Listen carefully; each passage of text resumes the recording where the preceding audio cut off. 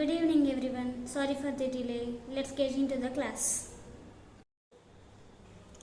కింద క్లాస్లో మనం ఒక ప్రాక్టీస్గా ఒక చేయమని చెప్పేసి అన్నాను కదా. డ్రింక్ అనే వెర్బ్ తీసుకొని అది ఒక్కసారి చూసేసేయండి.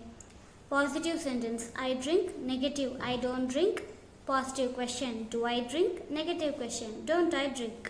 ఓకేనా? సో ఇప్పుడు ప్రొనౌన్స్ చెప్పుకుందామని అనుకున్నాం మనం. ఆ ప్రొనౌన్స్ ఎలాగా క్లాసిఫై అయ్యాయో చూడండి ఒకసారి. ఇంగ్లీష్లో ప్రొనౌన్స్ 3 పర్సన్స్ అనమాట. అంటే first person, second person, third person అని 3 పర్సన్స్గా డివైడ్ అయినాయి. అందులో మళ్ళీ సింగులర్, ప్లూరల్. ఇక్కడ చూడండి ఒకసారి.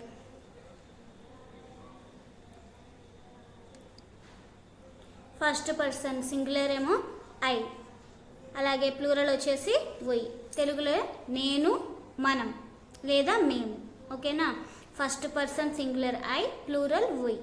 Second person singular you and plural you. తెలుగులో నువ్వు లేదా నీవు, మీరు అనేదేమో గౌరవంగా బహువచనంగా వాడతామన్నమాట. కానీ ఇంగ్లీష్లో రెండిటికి యూ అనే మాటే.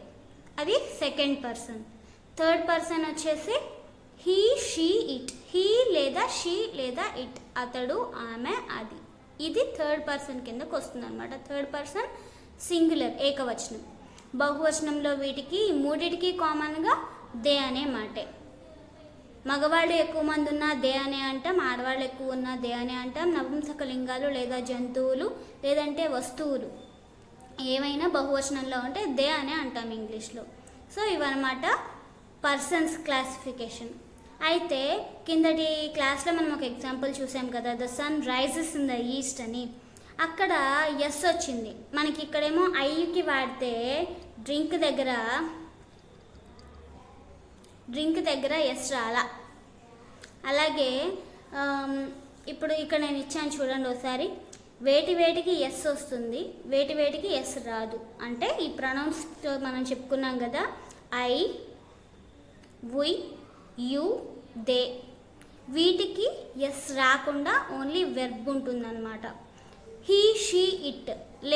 లేదంటే హీ బదులు రామ అని కానీ రవి అని కానీ ఉన్నదనుకో, అతడు చేసే పని దగ్గర ఎస్ ఆర్ ఎస్ యాడ్ అవుతుంది. ఫర్ ఎగ్జాంపుల్, రామ ఈట్ అని అనకూడదు, రామ ఈట్స్.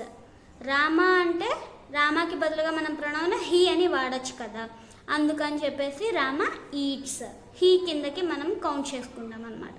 సో అట్లా. అలాగే ఆడవాళ్ళ పేరు బదులు సీత, సీత డ్రింక్స్, సీత వాక్స్. అట్లా ఈ థర్డ్ పర్సన్ సింగులర్లో మాత్రమే ఎస్ ఆర్ ఎస్ వస్తుంది. ఈఎస్ మరి ఎలా వస్తుందో, ఎక్కడెక్కడ వస్తుందో మనకు తెలియాలి కదా. చూడండి, ఇక్కడ నేను ఒక ఎగ్జాంపుల్ ఇచ్చాను పక్కన రెడ్ సర్కిల్లో. Watch, teach, catch, scratch. ఎగ్జాంపుల్గా 4 వర్డ్సే నేను ఇచ్చాను. ఓకేనా? ఈ 4 వర్డ్స్లో కామన్గా మీరు చూసినట్లయితే సిహెచ్ అనేది ఎండింగ్ అనమాట. ఈ సిహెచ్ తోటి ఎండ్ అయ్యేటువంటి పదాలకి ఎండింగ్లో ఈఎస్ అనేది మనకి యాడ్ అయింది. మీరు చూడండి ఒకసారి. ఇవి కాకుండా ఇంకా ఏం వర్డ్స్కి మీ ఈఎస్ యాడ్ అవ్వచ్చో మీరు ఒకసారి, మీకేమేం వర్డ్స్ అలా కనిపించాయో మీరు కామెంట్లో తెలియజేయండి. ఈ రోజుకి ఇదే క్లాస్. ఓకేనా? బాయ్.